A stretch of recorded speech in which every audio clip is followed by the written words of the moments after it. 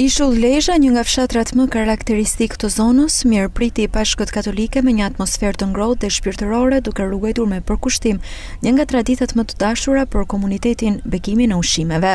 Si çdo vit, besimtarët katolik u mblodhen në kishë me shportat e mbushura me ushqime tradicionale për të marrë bekimin e Pashkës nga famullijtari.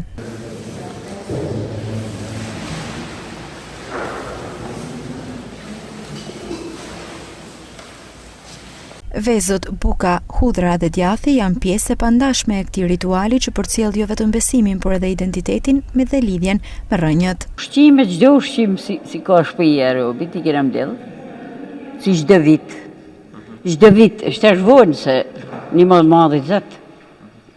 Për tjera herë, është shiqur si na erë këtë ditë, falenderoj Zotin. Ringjallja e gjithë jetësisë dhe përparimi në të ardhmen. Gjithsesi ne do ta gëzojmë dhe admirojmë shumë. Çdo vit e bën këtë ritual? Patjetër se jemi formuar dhe të edukuar me këtë me fen. Me tant shpirt e tham uratën për ditë. Me tant shpirt. E tham për tant robt e mi, edhe kush ka gjallë, tham, për të njerëzit. Famullijtari i Ishull Lezhës, Dom Anxhelin Kryxha, thot se Pashkët janë një moment mjaft i rëndësishëm për të krishterët, të cilët kujtojnë Jezu Krishtin dhe mundimet e tij. Për ne të krishterët është themeli i fesë son, festa e Pashkëve, dhe ka filluar qysh me të e madhe në fakt traditshi.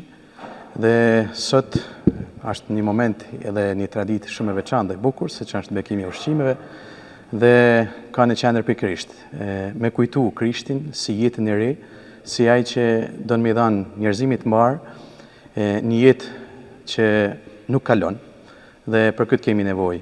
Dhe me siguri në këtë kohë të Pashkëve, në këto ditë përgatitjet për kremtimin më solemn që është sondën e darkë, në fakt nata e Pashkëve, jemi të ftuar të gjithë që të ripërtrihet në ne feja e vërtet në Krishtin, e gjallë i pranishëm mes nesh, shpresa e sigurt se ai është Zoti që qëndron dhe do të ripërtrinjë shpresën e të gjithë neve dhe dashurinë konkrete dhe vepruese për të mirën e të tjerëve, sidomos të mirën atyre që kanë më shumë nevojë, që janë nevojtar. Pashka në Ishull Lezhë nuk është thjesht një festë fetare, por një ditë që bashkon fshatin, rikthen mallin për traditën dhe forcon ndjenjën e komunitetit.